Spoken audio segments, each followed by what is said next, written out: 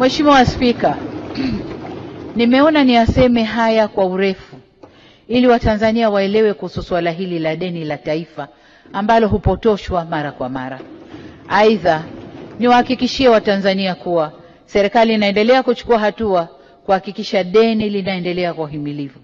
Tutaendelea kuimarisha ukusanyaji wa mapato ya ndani ili kupunguza utegemezi wa mikopo katika ugharamiaji wa bajeti zetu.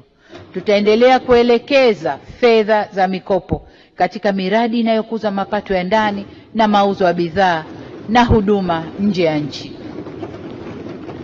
Tutaendelea kuhakikisha maafisa masuuli wanazingatia maandalizi ya msingi ya mradi kabla kuingia mikataba kwa mujibu wa sheria, kanuni na miongozo ikiwemo sheria ya mikopo, dhamana na misaada sura 134.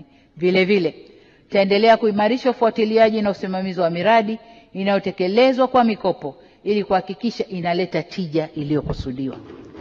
Mheshimiwa Spika, kwa upande wa nidhamu ya matumizi ya fedha na mali za serikali, tumeendelea kuelekeza nguvu zetu katika kupunguza matumizi yasiyo ya lazima, kuimarisha utaratibu wa manunuzi serikalini na ukaguzi wa hesabu za serikali. Kwa upande wa ununuzi wa bidhaa na huduma, tumehakikisha sheria ya mamlaka ya ununuzi wa umma inafanya kazi ipasavyo ili kuhakikisha kuwa kuna usimamizi thabiti wa sheria hiyo na kanuni zake.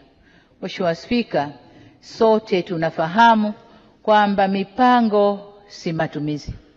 Hivyo basi, katika kuimarisha matumizi sahihi ya fedha tunazozikusanya na kukopa, tuliunda tena tume ya mipango ili kuhakikisha mipango ya kisekta inafungamana na malengo ya kitaifa pamoja na rasilimali tulizonazo.